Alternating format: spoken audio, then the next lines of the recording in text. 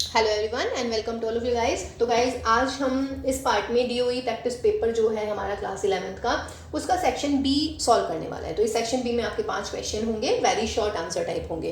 तो question number 21 is if A is this, B is this, C is this, three sets are given to you, then you have to verify A minus B union C is equal to A minus B intersection A minus C। तो ये बहुत easy होता है। सबसे पहले हम B union C find out करेंगे, यानी कि B और C का यूनियन। तो उसके लिए हम कैसे करते हैं, सबसे पहले हम B के सारे एलिमेंट्स लिख लेते हैं, उसके बाद C के वो वाले एलिमेंट लिखेंगे जो अभी तक हमने नहीं लिखे हैं, क्योंकि एक सेट में एक एलिमेंट को हम सिर्फ एक बार लिख सकते हैं। तो देखिए C का एलिमेंट है 2, 5 ऑलरेडी लिखा हुआ है, नहीं लिखेंगे, फिर 7 और फिर 8 ऑलरेडी लिखा हुआ है। अब इनको तरीके से लिख लेते हैं, यानी कि जैसे 1, फिर 2 आएगा, फिर 3 आएगा, फिर 5, फिर 7 और फिर 8। आफ्टर दैट आपको निकालना है A minus B union C, means A में से B यूनियन C के एलिमेंट्स हटाने हैं। मीन्स A के वो वाले एलिमेंट आपको हटाने होते हैं जो B यूनियन C में है। तो देखिएगा A में 1 है, यहाँ पे भी 1 है, ये नहीं लिखेंगे। 2 है, यहाँ पर भी 2 है, इसको भी नहीं लिखेंगे। 3 है, 3 यहाँ पर है, नहीं लिखेंगे। 4 A में है बट B यूनियन C में नहीं है, तो आप 4 लिखेंगे। आफ्टर दैट 5 यहाँ पर है, इसको भी नहीं लिखेंगे। तो ये हुआ मेरा A minus B union C। Now अब आप निकालेंगे A माइनस बी। A में से B वाले एलिमेंट हटा देते हैं, तो A में से वो वाले एलिमेंट लिखेंगे जो B में नहीं है। तो 1 है, 1 नहीं लिखेंगे। 2 B में नहीं है, तो हम 2 लिख लेते हैं। 3 B में है, नहीं लिखेंगे। 4 B में नहीं है, तो 4 लिख लेते हैं। 5 A में है, B में भी है, तो ये माइनस में नहीं आएगा। तो A minus B I have this. Again आप निकालेंगे A माइनस सी। A में से C के एलिमेंट को माइनस कर देते हैं, तो 1 लिखेंगे आप, 2 नहीं लिखेंगे, 3 भी लिखेंगे, देन 4 भी आपको लिखना है, 5 रिटन है तो 5 नहीं लिखेंगे। तो 1 3 4। अब हमें क्या करना है, इनका इंटरसेक्शन निकालना है। तो A minus B intersection A minus C, इन दोनों का इंटरसेक्शन मीन्स जो भी एलिमेंट कॉमन है, तो कॉमन क्या है इनमें, 4। तो देखिए guys, A minus B union C is equal to A minus B intersection A minus C। तो हो गया वेरीफाई, ओके। देखिए क्वेश्चन नंबर 21 का ये और पार्ट गिवन है कि if A is this, B is this, C is this, D is this, यानी कि आपके पास में 4 सेट्स गिवन हैं। तो वो पूछ रहे हैं intersection B and B intersection C। तो गाइस हम इसको डायरेक्ट भी कर सकते हैं, अदरवाइज हम इसको रोस्टर फॉर्म में लिख लेते हैं। तो देखिएगा रोस्टर फॉर्म में what is A? A is the x where x is the natural number. तो इसका मतलब A is the set of all natural numbers, तो सारे के सारे natural numbers, that is dash dash dash. B is what? B is x such that x is equal to 2n। 2n type means आपके ये होते हैं what, even numbers where n is natural. तो n is natural, जब मैं n की जगह 1 लिखूंगी तो ये 2 आ जाएगा, n की जगह 2 लिखूंगी तो 4, 3 लिखूंगी तो 6, 4 लिखूंगी तो 8। इसका मतलब these are even natural number. Next C is where what, x such that x is equal to 2n minus 1। n की जगह 1 लिखेंगे तो यहाँ पर 1 आ जाएगा, n की जगह 2 लिखेंगे तो 4 minus 1 that is 3, again 5, 7, 9। what are these? These are the odd natural numbers। and what is D? वैसे D की हमें जरूरत नहीं है क्योंकि D के बारे में उसने कोई भी इंफॉर्मेशन नहीं मांगी है, बट स्टिल हम लिख लेते हैं। D is what? x is a prime natural number। Prime number है और नेचुरल है, तो यानी कि 2, फिर 3, फिर 5 आ जाएगा, फिर 7 आ जाएगा, then 11, then 13 and dash dash dash। now he is asking A intersection B। तो देखिएगा गाइस A और B में क्या कॉमन है, कौन कौन सा एलिमेंट्स है जो A और B में कॉमन है। तो देखिएगा A और B में कॉमन क्या है, 2, 4, 6 एंड 8 आ जाएगा अगला, है ना। तो इसका मतलब आपके पास में एलिमेंट आ जाएंगे 2, 4, 6 and 8। And what is this? This is the set B। तो A इंटरसेक्शन B आ गया मेरा set B, means set of all even natural numbers. Next में आइएगा B इंटरसेक्शन C, वो पूछ रहे हैं। तो B इज व्हाट? B था हमारा इवन नंबर का सेट, इवन नेचुरल नंबर, और ये क्या है गाइस, ऑड नेचुरल नंबर। अब B और C का इंटरसेक्शन निकालना है, यानी कि B और C में क्या कॉमन है, कोई भी एलिमेंट कॉमन नहीं है। तो इसका मतलब है B intersection C will be what, 5। और गाइस एक बात और ध्यान रखिएगा, ऐसे कोई भी दो सेट जिनका इंटरसेक्शन 5 आ जाता है, उन सेट को हम क्या बोलते हैं, डिसजॉइंट सेट। तो फिलहाल इस केस में हमारा बी और सी जो है वो डिसजॉइंट सेट बनेंगे। Question number 22. Find the domain and range of this relation. Where relation is what? Relation is the ordered pair of which type? X and x cube. Where x is the prime number which is less than 10. तो सबसे पहले आप x की values लिख लीजिएगा। Prime number होने हैं जो 10 से छोटे होते हैं, तो प्राइम नंबर यानी कि 2 आ जाएगा, 2 के बाद में हमारे पास 3, फिर 5, फिर 7 और फिर आपके पास में आ जाएगा 9, है ना।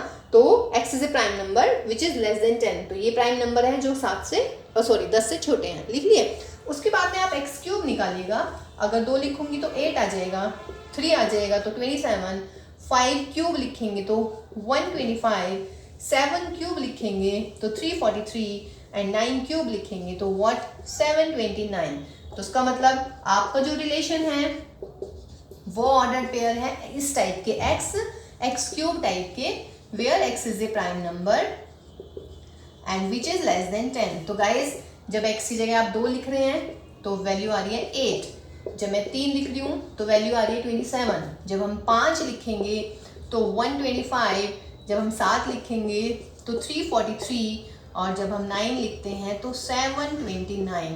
तो these are the ordered pair of the relation। now what is asking कि domain and range। डोमेन कौन कौन से एलिमेंट होते हैं? ऑर्डर्ड पेयर के जो फर्स्ट एलिमेंट है वो हमारे डोमेन हो जाते हैं रिलेशन में। तो domain of R is what 2, 3, then 5, then 7, then 9। Ordered pair के first element will be the element of the domain of that relation. और रेंज क्या होती है?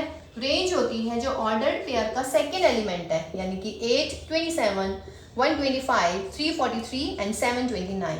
तो this is 8, this is 27, this is 125, this is 343 and this is 729। तो this is your answer, domain and range.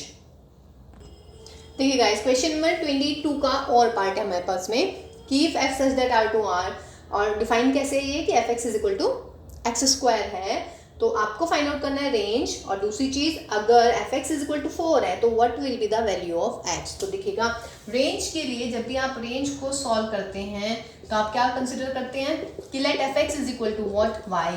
तो f x means x square is equal to y. अब यहाँ से आप वाई की वैल्यू निकाल लें, सॉरी एक्स की वैल्यू निकाल लें, तो एक्स इज इक्वल टू क्या होने वाला है? Under root of y. अब आप ये देखिएगा कि y की ऐसी कौन सी वैल्यू है जिसके लिए फंक्शन एग्जिस्ट नहीं करेगा, यानी कि जिसके लिए फंक्शन रियल फंक्शन नहीं होगा। If you can find the value of y for which this function is not a real function और this function does not exist, ठीक है, उस वाली वैल्यू को आप रेंज में से आप हटा देंगे। Means what is this? This is under root y. तो अंडर रूट के अंदर हमारे पास में क्या कंडीशन होती है? अंडर रूट के लिए हमारे पास ये कंडीशन होती है कि अंडर रूट के अंदर पॉजिटिव आना चाहिए। तो clearly what it should be y greater than or equal to 0। और y हमारा क्या है? F x is equal to y, means x जो है y पे मैप कर रहा है फंक्शन, मतलब x जो है आपका x की वैल्यू जो है, अगर x इनपुट है तो y हमारा आउटपुट हो जाएगा। तो उसका मतलब y will be what range. तो उसका मतलब हमारे पास में सिंपल आ गया। तो range is what y such that y greater than or equal to 0। और अगर आपको इसको x वाली फॉर्म में लिखना है तो range of F x will be what x such that x greater than or equal to 0। ये तो आपके पास में सेट हो गया। और अगर आपको इसको इंटरवल वाली फॉर्म में लिखना है तो उसका मतलब 0 to infinity। ये एक नॉर्मल तरीका होता है रेंज निकालने के लिए। और दूसरी चीज, अगर आपको डोमेन बोल देते हैं क्वेश्चन में, तो आप डोमेन के लिए क्या करते हैं? F x is equal to simple x square. और अब आप यहाँ से देखिएगा डोमेन के लिए क्या x की ऐसी कोई वैल्यू है जिसके लिए फंक्शन एग्जिस्ट नहीं करता। अगर आपके पास में x की कोई ऐसी वैल्यू होती है जिसके लिए फंक्शन एग्जिस्ट नहीं करता, तो उस वाली x की वैल्यू को हम डोमेन रियल नंबर में से माइनस कर देंगे। तो फिलहाल एक्स स्क्वायर है, ये हर x के लिए फंक्शन एग्जिस्ट करेगा। तो इसका मतलब फिलहाल इस क्वेश्चन में जो डोमेन होगा हमारा फंक्शन का वो रियल नंबर आ जाएगा। तो if you are solving for x, it means you are solving for domain, and if you are solving for y, it means you are solving for range. तो this is the difference just x and y। तो इस question का answer is x greater than equal to 0, यानी कि y greater than equal to 0, y को सिर्फ x से replace किया है। देखिए क्वेश्चन नंबर 23 में थोड़ा सा मिसप्रिंट हो गया है। यहाँ पर ना ऐसे है उस क्वेश्चन में कि 2 theta plus 1 and 2 theta minus 1, तो उसको मिस प्रिंटिंग को सही कर लीजिएगा। ये है एग्जैक्ट क्वेश्चन कि 1060 plus theta into 1060 minus theta is equal to 2 cos 2 theta plus 1 upon 2 cos 2 theta minus 1। तो ट्रिग्नोमेट्रिक का क्वेश्चन है, तो देखिएगा इसको सॉल्व करते हैं। लेफ्ट हैंड साइड ले लेते हैं, तो लेफ्ट हैंड साइड लिख लीजिएगा क्या थी आपकी 1060 प्लस थीटा इंटू में 1060 माइनस थीटा। और भाई जब भी आपके पास में 10 कॉट सेक कोसेक में क्वेश्चन होता है तो हम क्या करते हैं, इसको साइन कॉस में चेंज कर देते हैं। तो that is sine 60 plus theta upon में कॉस 60 प्लस थीटा, और यहाँ पर भी sine 60 degree minus theta upon में कॉस 60 डिग्री माइनस थीटा। 2 की कमी लग रही होगी तो 2 से ऊपर नीचे हम मल्टीप्लाई कर देते हैं। अब देखिएगा ऊपर फॉर्मूला बन जाएगा 2 sine A sine B, 2 sine A into में व्हाट साइन बी, और नीचे यानी कि डिनोमिनेटर में फॉर्मूला बन जाता है 2 cos A into cos B. तो भाई अब ये फॉर्मूले आपको याद होंगे तो इनको अप्लाई कर दीजिएगा। तो 2 साइन ए साइन बी का फॉर्मूला क्या होता है guys, cos of A minus B, यानी कि A is this B is this, into में इंटू नहीं sorry minus cos A plus B, 60 plus theta plus 60 minus theta, यहाँ पे डिग्री लगा लीजिएगा। और यहाँ पे 2 कॉस ए कॉस बी का formula cos A plus B, और भाई प्लस में कॉस ए माइनस बी, तो दैट इज माइनस 60 प्लस के थीटा। ये क्या हो जाएगा, 60 से 60 उड़ाओ तो ये हो गया cos 2 theta, 60 plus 60 that is cos 120 degree, upon में थीटा से थीटा उड़ाइएगा cos 120 डिग्री, और प्लस भाई 60 से 60 उड़ाओ तो ये मिल गया मुझे cos 2 थीटा।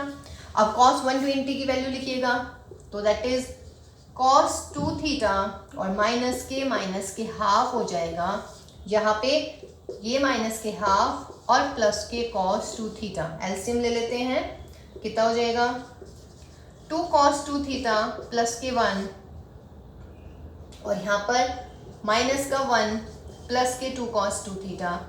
चलिए इसके अपॉन में भी 2 और भाई इसके अपॉन में भी 2, 2 से 2 उड़ा दीजिएगा तो सिंपल सा देखिए आपका आ गया 2 cos 2 थीटा प्लस 1, और यहाँ पर 2 cos 2 theta minus 1, that is equal to right hand side. देखिए guys question number 24, prove that this equal to this. तो हमने सबसे पहले लिख दिया भाई लेफ्ट हैंड साइड, इसको लिख लीजिएगा क्वेश्चन को। अब मल्टीप्लाई कर देती हूँ मैं, तो that is sine nx plus x into में sine nx plus 2x plus cos x की मल्टीप्लाई कर देते हैं nx प्लस एक्स इंटू में कॉस nx प्लस 2x।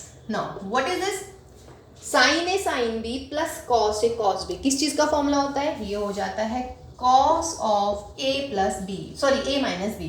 तो a is nx plus x minus B is this, तो जब minus करेंगे तो ये साइन चेंज हो जाएगा, तो प्लस के nx से माइनस nx गया और ये मिल गया cos माइनस एक्स, और cos माइनस एक्स क्या होता है गाइज, cos x, तो that is equal to what, right hand side. तो है ना कितना इजी, सिर्फ आपको फॉर्मूला लर्न करना है, sine A into sine B plus cos A into cos B होता है cos a माइनस बी।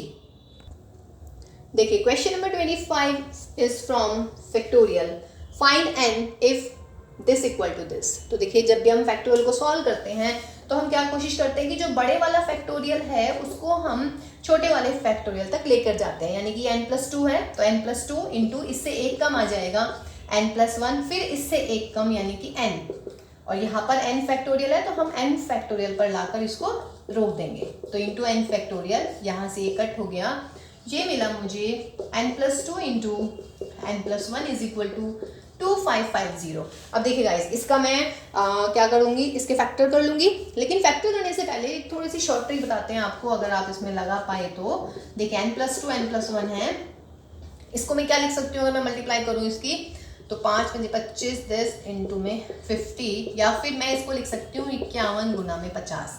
अब देखिएगा दो कॉन्जुगेटिव नंबर्स हैं 50 और 51, यहाँ पर क्या है n प्लस 1 और n प्लस 2, तो इसका मतलब क्या हुआ कि n plus 1 is equal to what 50, या 51 को कैसे लिख सकते हैं आप, 50 + 1, और 50 को मैं लिख सकती हूँ 49 + 1। अगर आप इंस्पेक्शन करूँ तो इंस्पेक्शन से कंपेयर कर लेती हूँ, तो n की वैल्यू कितनी है 49, तो n = आ गया मेरा 49। ठीक है, ये आप शॉर्ट ट्रिक से कर सकते हैं, but in case don't worry, अगर ये दिमाग में नहीं आता है तो कोई इशू नहीं है, आप इसकी मल्टीप्लाई कीजिए, n² +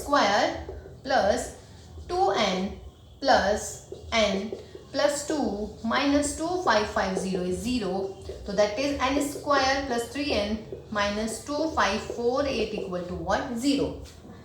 अब क्या करना है, सिर्फ आपको अब इसके फैक्टर करने हैं।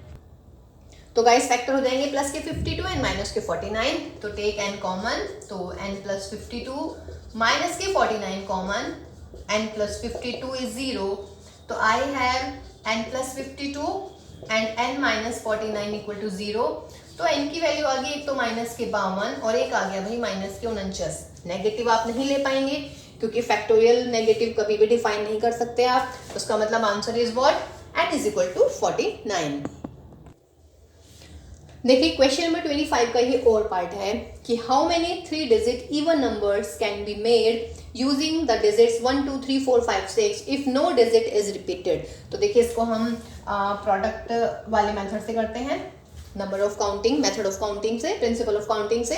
आपको 3 डिजिट के नंबर बनाने हैं, तो मैंने 3 प्लेसेस लिखी 1 2 and 3। Now 3 digit even number, तो इंपॉर्टेंट जो है वो यहाँ पर ये है, इवन नंबर की बात चल रही है। तो इवन नंबर का मतलब, इवन नंबर कब पता चलता है आपको कि इवन नंबर के लास्ट में या तो 0 या 2 या 4 या 6 या 8 आना चाहिए, मीन्स लास्ट पोजीशन बताएगा कि इवन नंबर है या नहीं।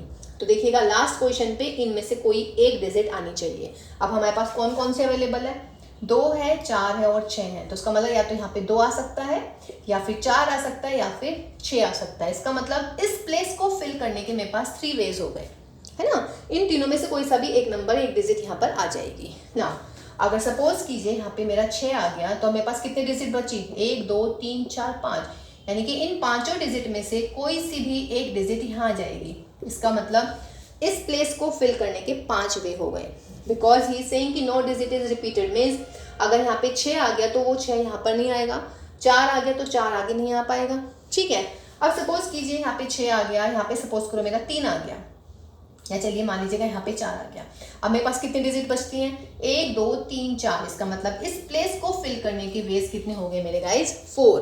तो मल्टीप्लाई कर दीजिएगा, 4 पंजे 20, 3 60। इसका मतलब आंसर इज व्हाट, 60।